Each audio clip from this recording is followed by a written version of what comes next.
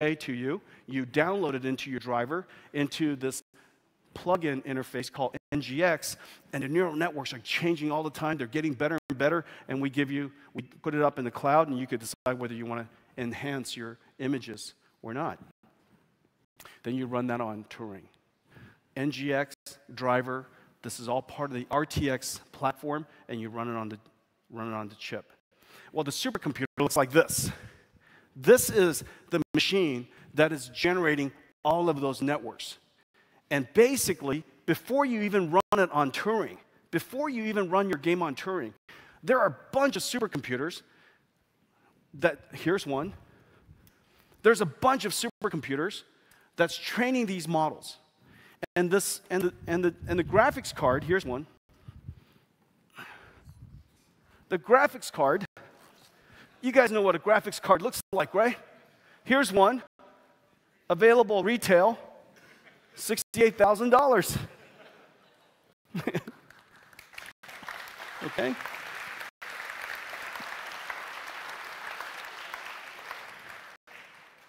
Got to keep your abs tight while you're doing this. A whole bunch of interconnects, these interconnects called NVLink, connects all of these GPUs together into one virtual GPU. Every single GPU can see each other's GPU memory. All together, this board, that system has two of these inside.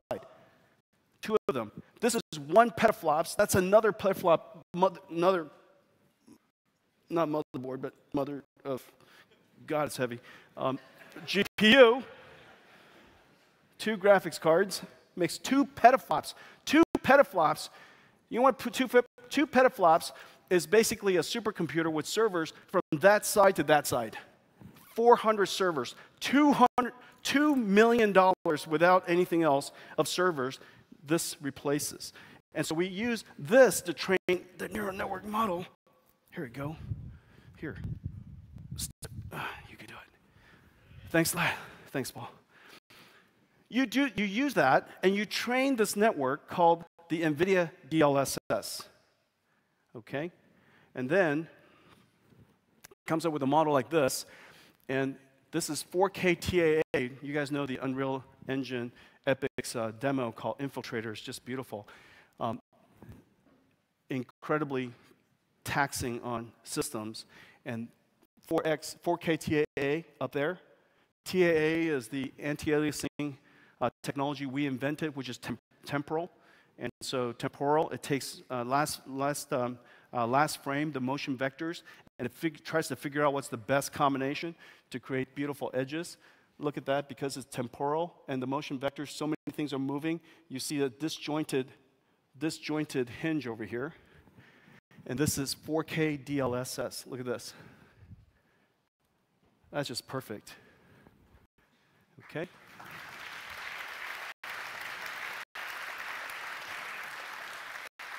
Well, for the very first time, because of this, because we could take a lower resolution image, and because we could train a neural network with all kinds of super high resolution and super high quality images, this neural network, if runs on a bat out of hell processor called a tensor core, could then in real time enhance images. In real time, generate pixels it had never seen before. Generate pixels that make sense to go there, because if you and I were to look at it, we would know what makes sense to go there, and therefore it makes sense that we could teach a neural network how to make sense of what pixels to put there. So I'm going to show you something. This is Infiltrator running on one GPU at 78 frames per second in 4K at a quality that has never been seen before. A 1080 Ti, the fastest GPU in the world, can currently do about 30-something. Okay? From 30-something, what you're about to see is 4K. Now, I'm going to lock it to 60 hertz because this display happens to be V-synced. And so you're going to see the frame rate on top, and ideally, it's pretty high. Very first time to see Infiltrator running at 60 hertz in 4K.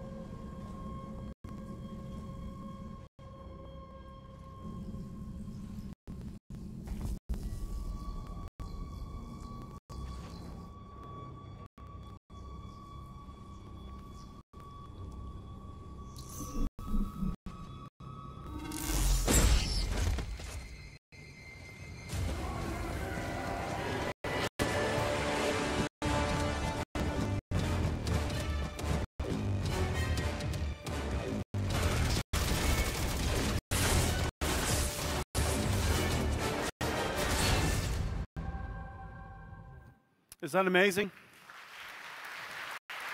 It's just silky smooth. Silky smooth. One Turing GPU, twice the performance of the highest end GPU in the world today, 1080 Ti, running at 4K with beautiful image quality. Well, you know, we should probably at this point take a look at what Turing does and RTX does for games. You guys want to see some games? Kata, what do you have for us? Thanks, Jensen. Yeah. So, you need your mic on, sir. oh, testing 1, 2. Yeah. Okay. So, ladies and gentlemen, Kata. all right. So first up, we have Head of our developer relations. We work so closely with developers all around the world. We work with them to improve new technology, create new technology, and optimize their games for our platforms and push the limits of what's possible in real-time computer graphics. And the work that we all do together it just brings me so much joy. And we got this amazing developer relations teams that works with them, and dev tech team, and all these computer scientists that work with them. And man, it's just so great. I love you guys. in my 17 years here, Jensen, our entire team has never been more excited over a new technology, a new product than with Turing, and also with the developer reception has been phenomenal, and we're just so pumped. It's really an honor to be here to deliver. Kata, you know what? Games. I'm going to give every DevRel and every dev tech in our company a new Turing. Oh my God. Oh.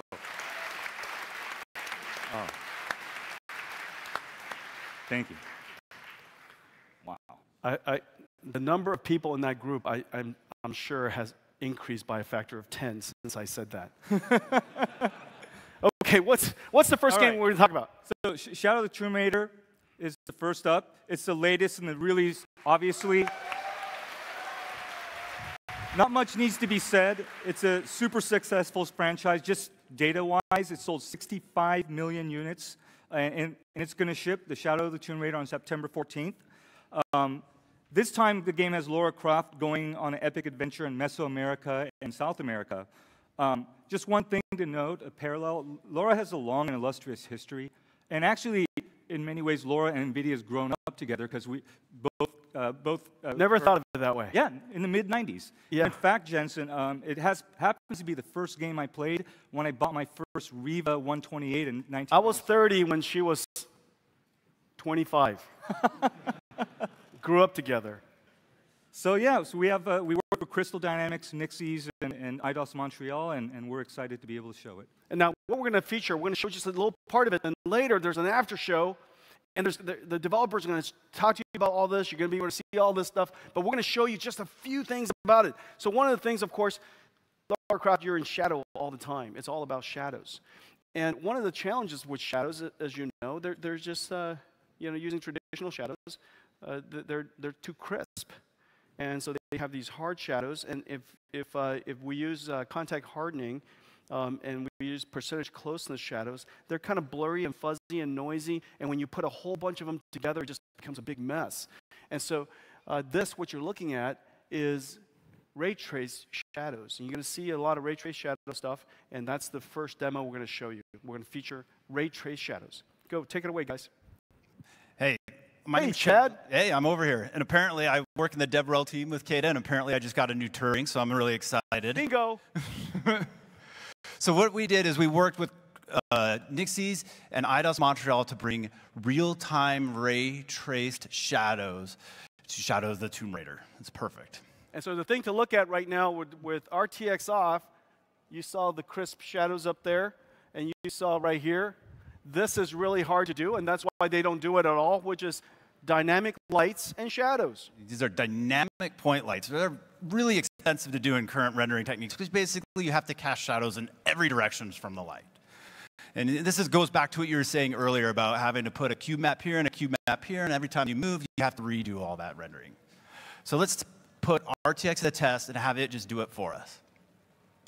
Aww.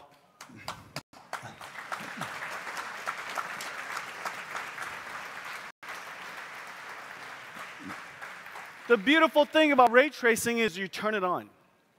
You know, when you turn on the light, it just does the right thing physically. And because we're tracing these rays physically, it should perform according to what we expect. Yeah, and so the umbras, where right behind, where it's nice and dark, it's correct. And where penumbra, where you have the softness of the shadow, because not all of the shadow is occluded, part of it is lit, you get some softness. Yeah. Off and on. Wow. Now let's take you were talking about some of those area lights earlier. You want to look at some examples of those? Yeah.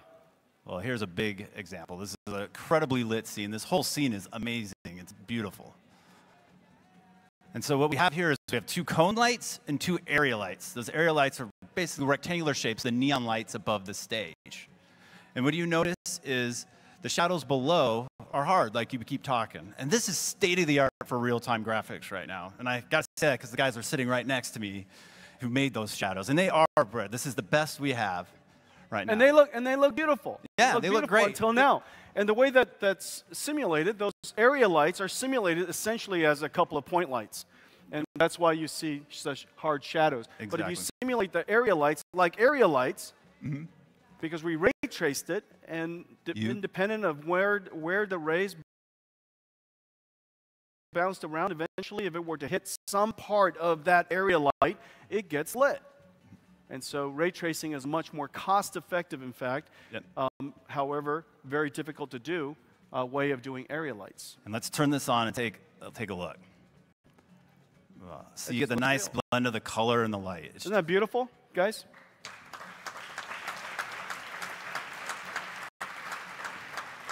It's rather. And we can do whatever we like. We could add more area lights. We could add more spotlights. You can mix it all together without trying to fidget with it, without trying to figure out what is the definition of right. Right just looks right. That's another wisdom. Right looks right. And talking to the artists that do this, they tell me all great things about shadows. They're telling me shadow is another color to them. They love shadow. And they also told me that shadow and light is what they use to set the mood and tone of their environments. And so that's how important shadows are. And it feels like we just gave them a lot more depth for it.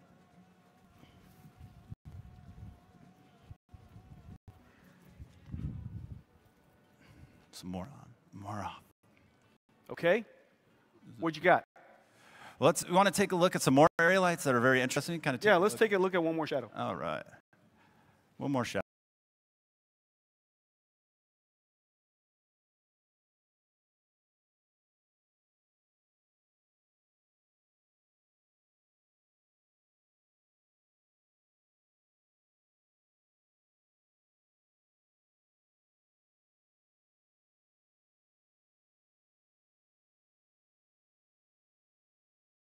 Away. Okay, turn it on.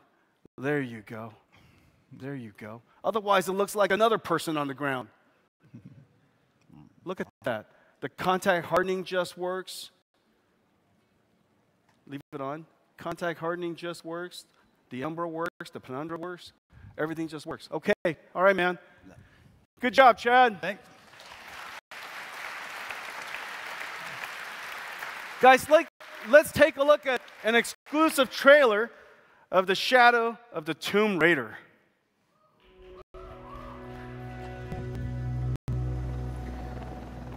What is that?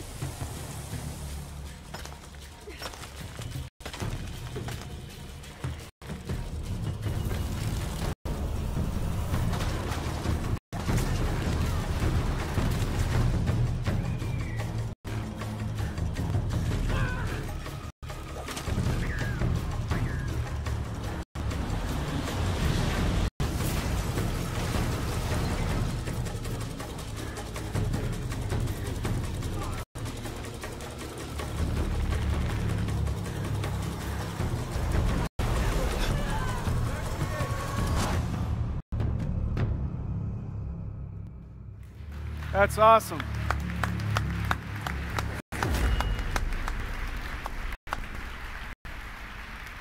I can't wait. That's going to be a wonderful game. All right, what's up next? Well, another blockbuster, and this time we have Metro Exodus by 4A Games. Oh, man. Yeah. So for those of you who don't know, it's the third in the Metro series. This is set to take place in 2036 in the post-apocalyptic wasteland of the former Russian Federation. You guys know this. It's been super successful. In just 2 versions of the game, they've sold 7 million units.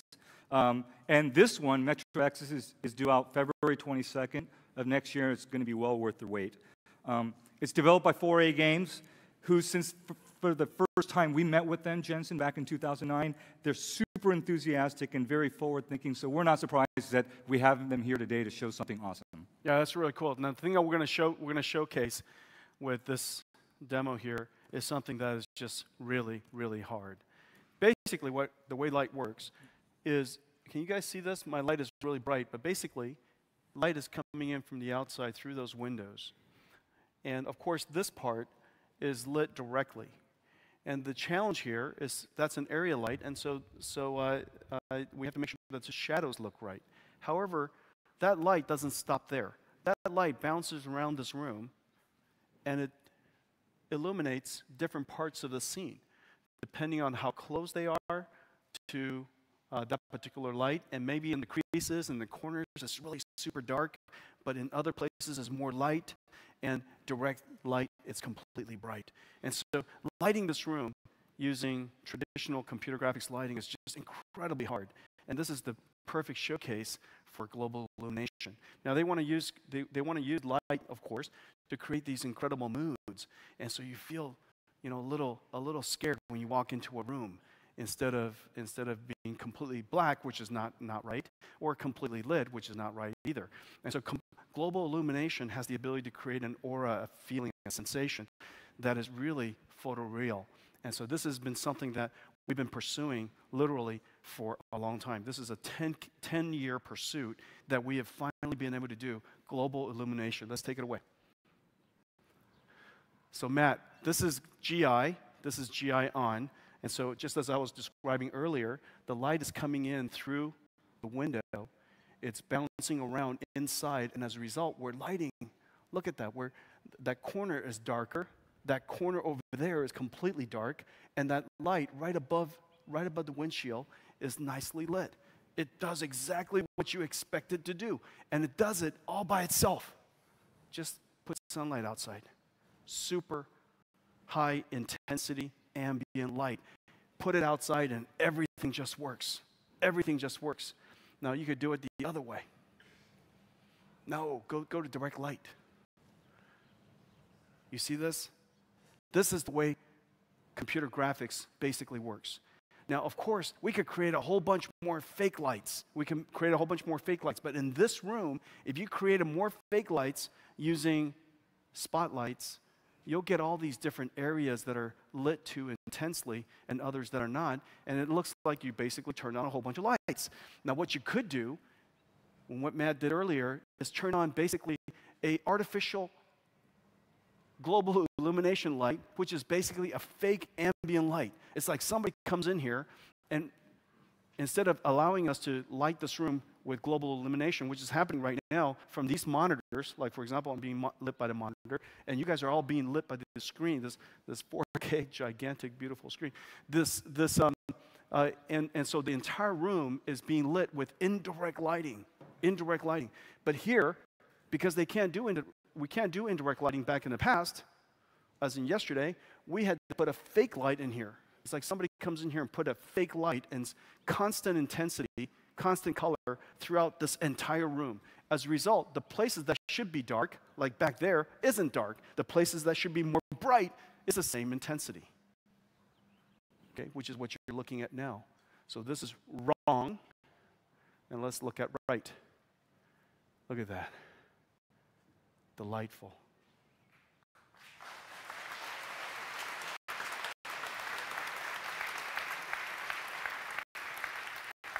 So Matt, our friends are now able to have like creepy monsters literally squatting in the corner.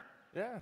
Take a look in the rafters in the ceiling. When RTX is on, they're black. I could hide anything in there. But if I'm lighting it ambiently, you can see everything up there. When we have RTX on, it's correct. There's no light up there, so we can actually hide things in. We can make the mood and the environment perfect by just letting the normal light in the room. Games will never be the same. No, sir. So scary. All right, good job. Thank you. Let's take a look at another exclusive trailer, shall we? Metro.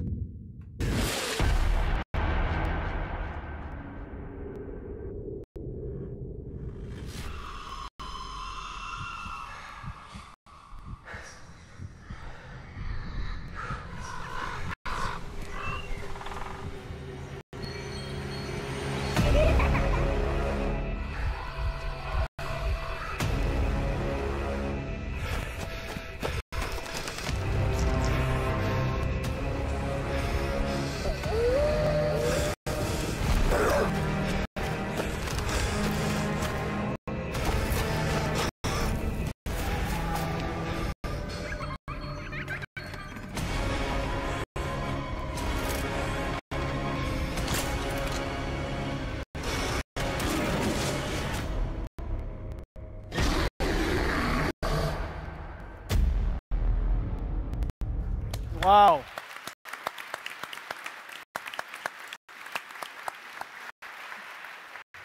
That is incredibly scary. I don't think we have enough arrows.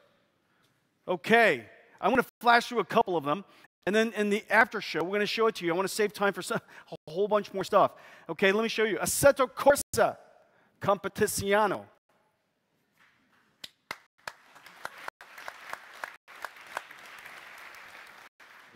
That's Italian. I spoke 2 languages today already. Okay, when you guys see it later, I want you guys to look at some stuff. Okay, first of all, the reflection on the windshield. You guys know how screen space reflection works. If it's not on the screen, there's no way to take that image and reflect it onto the surface. And as a result, look at the glass on top. You see that car? You see the Ferrari up there? It's reflected on top. All of the rails all the way down are reflected. No errors, no weird banding, no weird distortions. You see this guy reflected from the other side. So when you go see it, he'll be moving and everything will be dynamic. When the cars come through, you'll see all the reflections up and down this aisle of the cars with other cars, the cars over the window. Everything is going to be completely dynamic and nothing have to be tweaked. Ray traced reflections and ray traced inter-reflections. Cars are going to reflect each other. If you look at the railing, the shadows are just rendered beautifully, the soft shadows, because the world is one big area light. And shadow map precisions are just not good enough to go all the way down there. And yet, for ray tracing, it just works. In fact, if you see the final game the other way, the shadows of the last buildings are completely gone. You're going to see reflections of the toolbox of the garage and the car in the garage. Everything just works. Global illumination just works. Ambient occlusion just works. All of the soft shadows underneath the cars just work.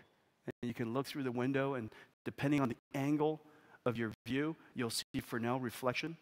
So sometimes you see perfect reflection. Sometimes you'll see through the car. Everything just works because ray tracing just works. You're going to see another game called Atomic Heart. And this game is just really interesting. And it's got wonderful reflections and refractions. And mirrors are curved. Curved mirrors. Nobody does that. It's impossible. Not for ray tracing. It just works. You get this area light underneath, casting that soft shadow for the robot behind it. Everything is physically based. All the materials are rendered beautifully. And so area lights, reflections of the scene that you can't see in the scene. So screen space just doesn't work. And yet everything just works here. Well, guys, I want to show you something that's really cool. You guys want to see an amazing game? I can't wait for this. This is probably one of my family's favorite games. And this is wow. Guys, I can't wait.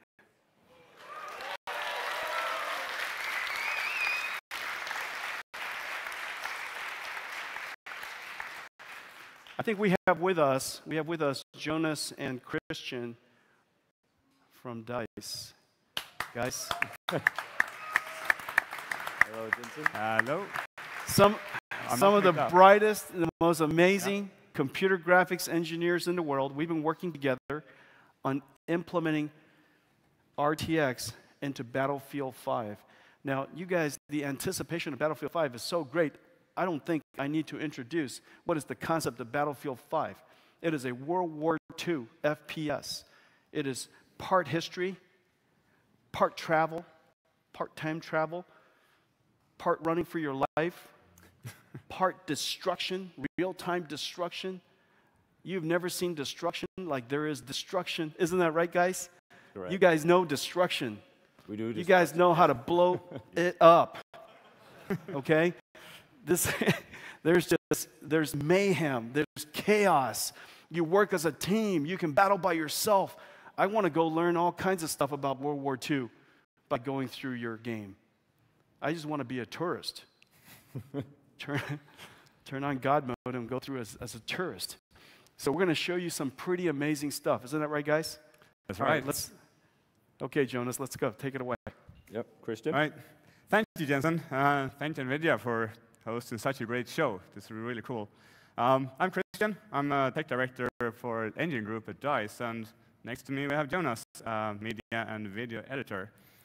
We're here to show you our implementation, our vision, our take on what RTX can be, and we want to show that in our brand new Battlefield 5. And in the setting, we'll take a look at our brand new multiplayer map, Rotterdam. And it's a really dense and cool city map. We'll start here in a very zoomed-in view of the soldier's eye. And we're going to observe something that we've never really been able to do before. So we at DICE have worked closely with Nvidia engineers over the past year to get to the point where we are now. And we're so proud and thrilled to be here and show it off to all of you. So, Jonas, I'll leave it to you. Take it away. Yeah. So, what you're seeing there is a tank firing off screen, being reflected in the character's eye. Now, you guys know this is not possible with screen space reflection, right, Jonas? Exactly. This is because the fire is not on the screen. So now if we turn around and we then see the environment, we can see that the tank muzzle flash not only reflects in the eye, it reflects in the entire environment in the tram windows there and within the tank itself, moving here. So now if we keep moving forward, yeah.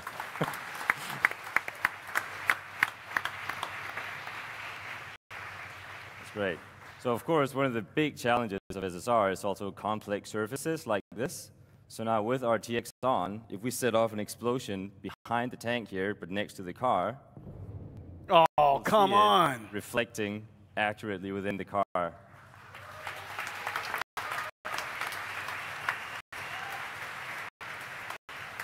That's impossible. Of course. How would you do that with RTX off? Yeah, how does that look? Like this here. So let's, yeah. Wow, that looks incredible.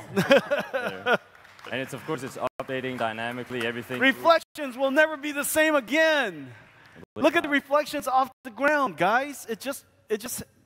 Yeah, so you can see. Wow, it just happens. With SSR, if it's in the screen space, you still get some of the reflections upon the car, but due to the nature of SSR, it disappears as it goes away. But because ray tracing just works, you just get the expected result, how you'd think you'd see it. So the next thing we have to show you is the big, scary crocodile tank, the Churchill. And if we make that one shoot, its flamethrower across the scene here, then we will again see that reflecting upon the surface and on the soldiers battling it out here in Rotterdam. So now if we look down in the ground with RTX on, we'll see the flame, we'll see the soldiers moving, we'll see everything.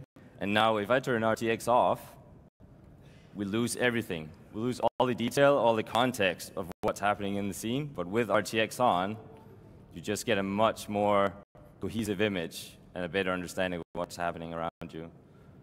So one thing we also pay particularly much attention to in Battlefield is just the weapons, accuracy, making sure the smallest detail is correct. And you can see even there, the flames are reflecting properly in the wood of this gun here and in the windows in the back. Now if I turn RTX off again, you lose all this detail. So yeah. Wow. Really cool now thing. Jonas, what you guys have done is all of your guns, all of the objects are modeled physically. Exactly. It's physically based. And so the gun has wood, which is diffused, is a dielectric material. You have metal, which is reflective, and the metal has substructure in it, microstructure in it, so there's some roughness in it. And so without doing anything at all, because it's physically based, we shoot a ray into that scene. It intersects with a triangle on that piece of metal on the site, and it figures out, I need to boink, generate another reflection ray, and it traces its way to the flame, which is coming by, and when it comes by, it accumulates on the surface, it shades it perfectly all by itself. Ladies and gentlemen, the magic of ray tracing. Exactly. And there's more. So what you see now are objects that are really close by, but ray tracing works for more yet. So up here, we've got two C-47 airplanes. They've been shot down. They're crashing with their engines on fire. So now if we go over to the car here, and you can also see the flame reflecting in the car nicely over there. So if we keep moving forward and then look down on this reflective car right here, we will still be able to see the plane. If we move back here, we can see the plane reflecting in the car. If I move this lens flare. Wow, your lens flare works right good. there, yeah. And then with the RTX off, I love it. Everything other. Yeah, look at that. We can keep moving forward. Wow.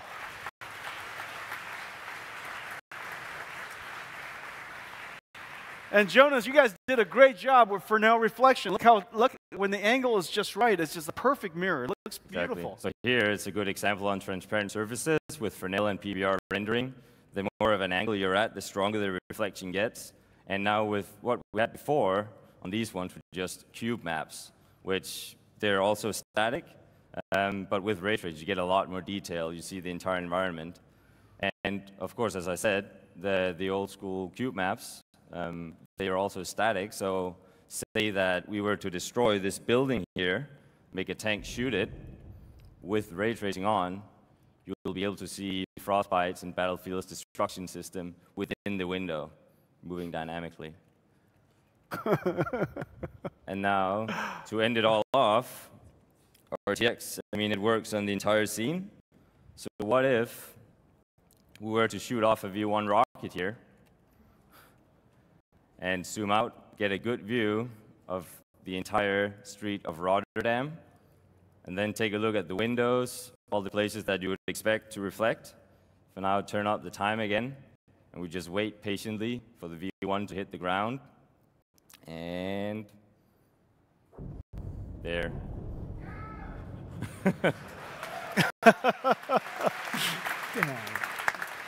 That's awesome. It's great. Good job, you guys. Good job. That's really great.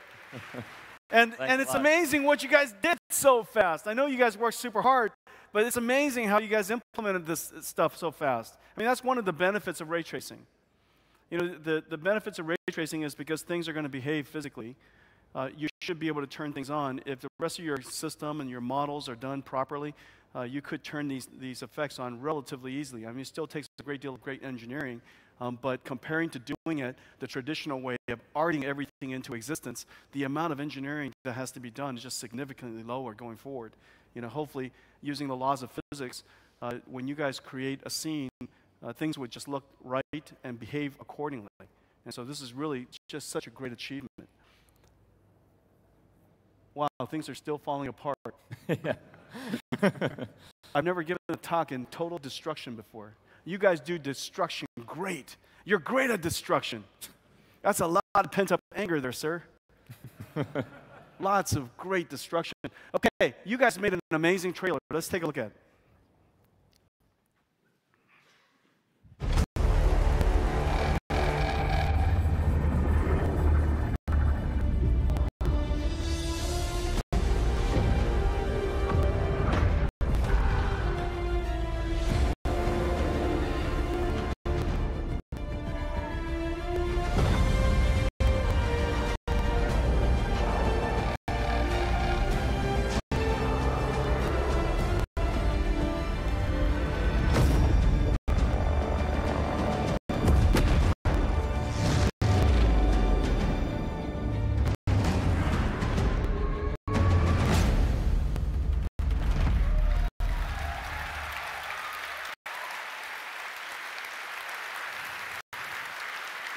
Wow, you guys killed it. You guys killed it. Real-time ray tracing. Battlefield 5. And we have a great surprise for you today. Battlefield 5, open beta, September 6th.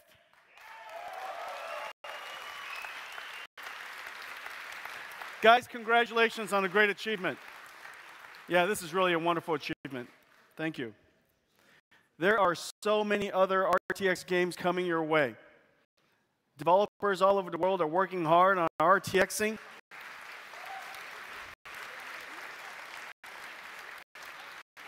We're going to have all kinds of amazing games coming your way. Well, I guess your question is this. What are you going to run it on? What are you going to run all these amazing games on? Well, let's show it to you.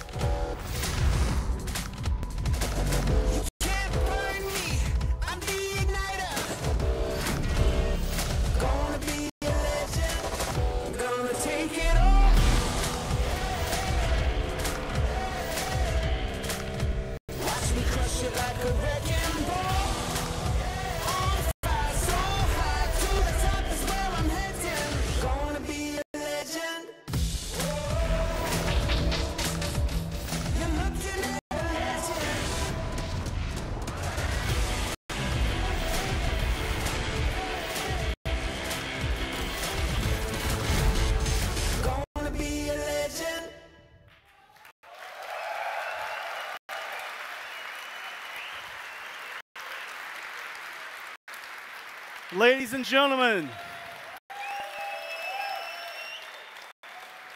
10 years in the making, the GeForce RTX 20 series, computer graphics reinvented.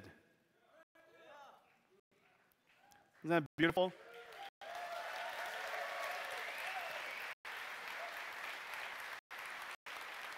The craftsmanship is unbelievable. The craftsmanship is unbelievable. This is the best design we have ever done. Everything from the voltage, the power regulation, and the thermal management system, it is designed for overclocking. Crazy amounts of overclocking. Not to mention, it is just so quiet. Even when you're maximum overclocked. At maximum overclock, it sounds like 1/5 the audio levels as a 1080 Ti. It is so quiet. The engineering is just absolutely incredible. We're announcing 3 models today. We're announcing 3 models today.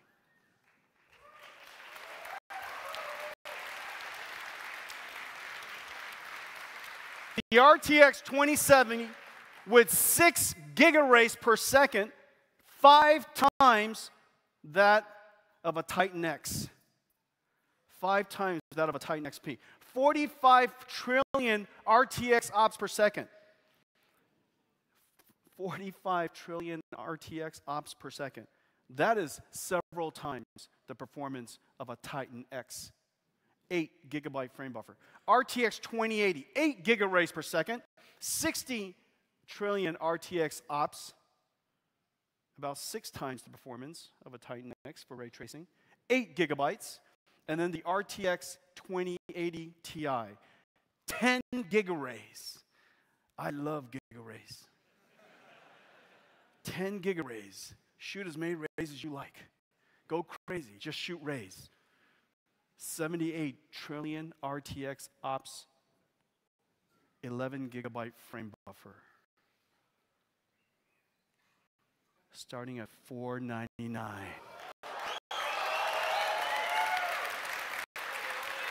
Starting at $499.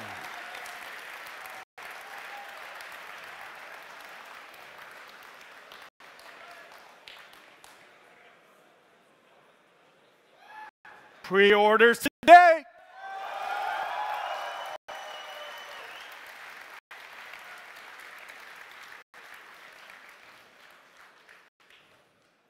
On shelf everywhere, September 20th.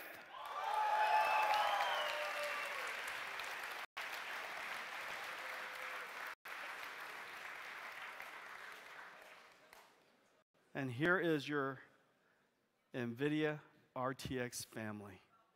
The Nvidia RTX family. The Nvidia RTX family. The Nvidia RTX family. Ladies and gentlemen, soon I'm going to see the Nvidia RTX family. The Nvidia RTX family. Quadro 8000. Quadro RTX 8000. 2 GPUs connected by NVLink, turning it into one large virtual GPUs. 96 gigabyte frame buffer, 166 trillion RTX operations. 166. That is basically 16 Titan X's in one PC. $20,000. $20,000. Now just imagine, that is twice the ray tracing performance of a $68,000 DGX station. Twice the performance of a $68,000 supercomputer. Then you have the GeForce RTX family. The 2080 Ti from $999. The 2080 from $699, and the 2070 from $499, and the 2070 is higher performance than the $1,200 Titan XP.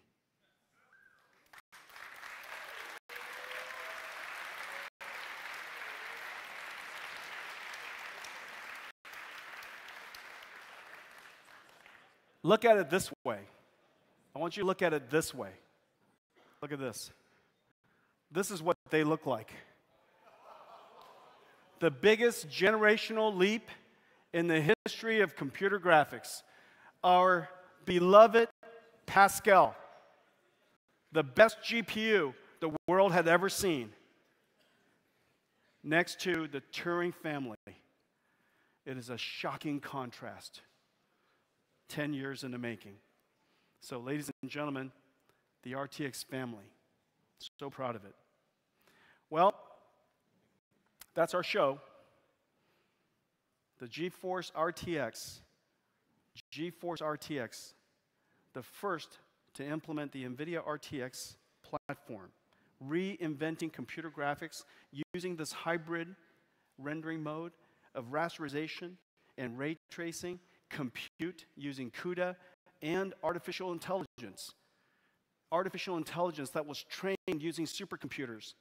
And all of those neurons and all of those weights from all of that experience then sits inside your PC, and it generates images that no possible software written by humans could do. And it generates beautiful images. The Turing, the largest generational leap in the history of our company. The most important new GPU we've created in 10 years since CUDA. 78 tera RTX ops. 78 trillion ops. Basically, changing things so dramatically, we have to change the way that we talk about performance. Because in the future, you're going to ray trace parts of the image, you're going to rasterize parts of the image, you're going to use post-processing on some of the image, and you're going to use artificial intelligence to generate all kinds of pixels that are impossible to generate otherwise. And the GeForce 20, the GeForce RTX 20 series, starting at $499, available everywhere on September 20th. What do you guys think?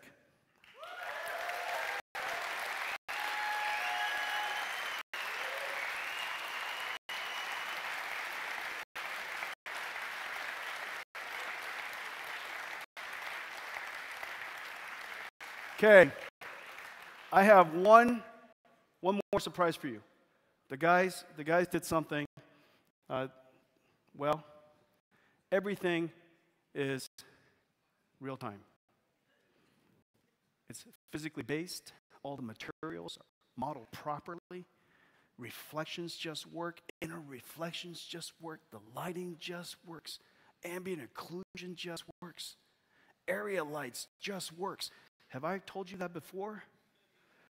Lighting, reflections, shadows, it just works. Everything could be dynamic, no cooking necessary, no art necessary. Just turn on the lights. Enormous amount of computer graphics capability that kicks in and draws the rest of it. Everything you see here is all completely in real time. Ladies and gentlemen, have a great Gamescom. It's been a pleasure being with you. This is a historic moment. Computer graphics has been reinvented. Thank you very much.